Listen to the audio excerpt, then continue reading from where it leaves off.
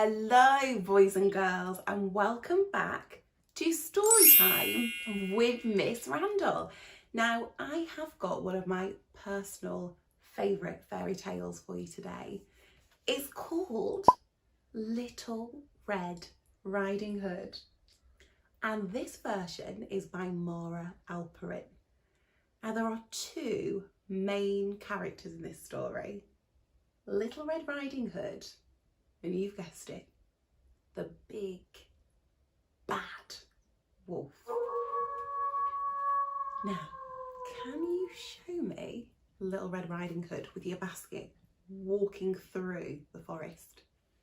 Hello, hello, what with your basket? Hello. Now show me the big bad wolf. Okay, let's go. Little Red Riding Hood, big bad wolf. Little Red Riding Hood, the big bad wolf. So when Little Red Riding Hood arrives at Granny's house,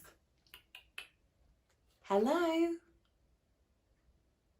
there's something waiting for her. It's big, hairy,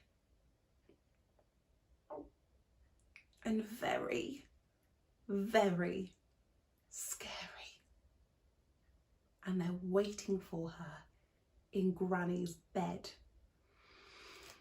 Will Little Red Riding Hood be breakfast for the big bad wolf? Don't forget, after the story there are lots of fun activities down below. Are you ready to start reading? Let's go. Once there was a little girl who loved to wear red.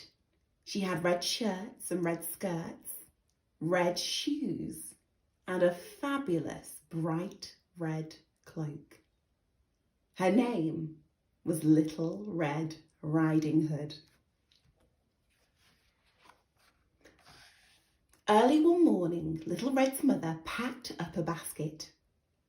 "I have a very special job for you," she told Little Red.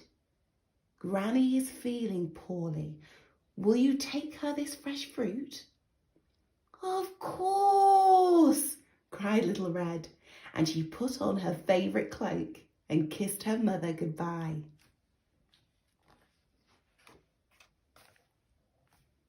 It was a bright sunny day, and Little Red skipped through the woods. "Good morning," she called to the rabbits and the deer. "I'm bringing Granny a special surprise." But somebody was peeping from behind a tree. Who is it, boys and girls? Who's watching Little Red Riding Hood? A big, hungry wolf. Well done, boys and girls. Good day, growled the wolf. "What are you doing in the woods all alone?" I'm taking this special basket of fruit to Granny," Little Red replied. Yuck, thought the wolf. He didn't like fruit. He liked to eat tasty little girls. So the wolf thought up a plan, a horrible, clever plan. "Why not pick Granny some lovely flowers?" he said. "Good idea," said Little Red. But as she started gathering daisies, the wolf raced down the path towards Granny's house. The wolf knocked on Granny's door with a "Is that you, Little Red, my dear?" called Granny. "Yes," squeaked the wolf. "Let me in, it's breakfast time." "Oh, goody," said Granny, opening the door. What are we having for breakfast? You, cried the wolf. Yelled Granny. You're not Little Red. And she slammed the door right on his big furry nose. Oh! Howled the wolf. Quick as a flash, Granny ran out of the back door and into the woods to find help. Horrid old Granny, the wolf growled, rubbing his nose. But now he could put his terrible plan into action. So, when Little Red knocked, tap, tap, tap, on Granny's door, it was a deep, scratchy voice that answered. Come in, my dear.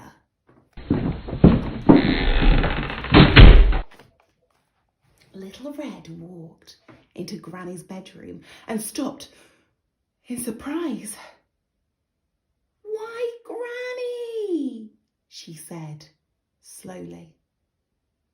What big ears you have. The better to hear you with, my dear, croaked the wolf.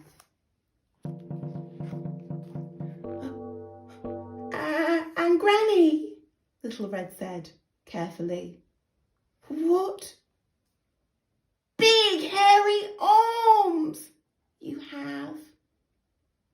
The better to hug you with, my dear, growled the wolf.